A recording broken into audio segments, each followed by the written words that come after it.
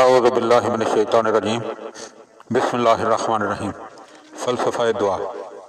اما یجیب المضطر اذا دعاہ ویکشف السوء۔ تو کون سی ذات ہے کہ جب پریشان حال اسے پکارے تو دعا کو قبول کرتا ہے اور مصیبت کو دور فرماتا ہے۔ دعا کا لغوی معنی پکارنا ہے، اصطلاحاً اس کائنات کے خالق و مدبر کی بارگاہ میں اپنی فریاد لے جانا، اس ذات کی بارگاہ میں ہاتھ پھیلانا، اس کی مشیت سے درخواست کرنا تاکہ وہ اپنی لوح محو اثبات میں اس کی تقدیر کی برائی کو اچھائی سے بدل دے، جیسا کہ اللہ تعالیٰ کا فرمان ہے کہ یمحو اللہ ما یشاء ویثبت، مٹا دیتا ہے اور جس کو چاہتا ہے برقرار رکھتا ہے۔ دعا کا فلسفہ حقیقی یہ ہے کہ محتاج بندہ کائنات کے مصدر طاقت اور سرچشمہ قوت اور منبع فیض سے مستفید ہو، کیونکہ وہ تمام علتوں کی علت، ہر سبب کا مسبب اور پوری کائنات کا حقیقی مالک ہے۔ اس کے خزانوں میں کوئی کمی نہیں ہے۔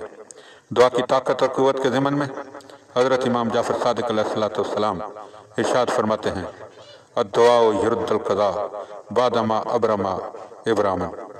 دعا قضا کو روک دیتی ہے جب وہ حتمی مرحلہ میں داخل ہو جاتی ہے۔ دعاؤں کے معلم ربانی حضرت امام زین العابدین علیہ السلام کا دعا کی اہمیت کے بارے میں ارشاد گرامی ہے، تو نے دعا کا نام عبادت اور اس کے ترک کو غرور سے تعبیر کیا ہے، اور اس کے ترک پر جہنم میں ذلیل ہو کر داخل ہونے سے ڈرایا ہے۔ انسان کو اپنی زندگی کی نشیب و فراز میں ایسے لمحات دوچار ہونا پڑتا ہے کہ جن میں تمنائیں اور آرزوئیں نا امیدی کی چٹانوں سے ٹکرا کر پاش پاش ہو جاتی ہیں، اور اضطراب کو تسلی دینے کے تمام سہارے اور امیدوں کے سارے بندھن ایک ایک کر کے ٹوٹ جاتے ہیں۔ اس نامرادی اور پریشانی کے عالم میں انسان فطرتاً کوئی سہارا ڈھونڈتا ہے جو اس قلق و اضطراب کے لیے تسلی اور تسکین کا سامان مہیا کرے۔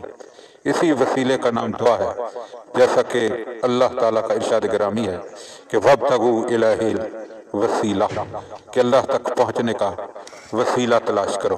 اللہم صلی علی محمد و آل محمد وعجل فرج آل محمد۔ باقی دوسرے پارٹ میں انشاءاللہ بیان کیا جائے گا۔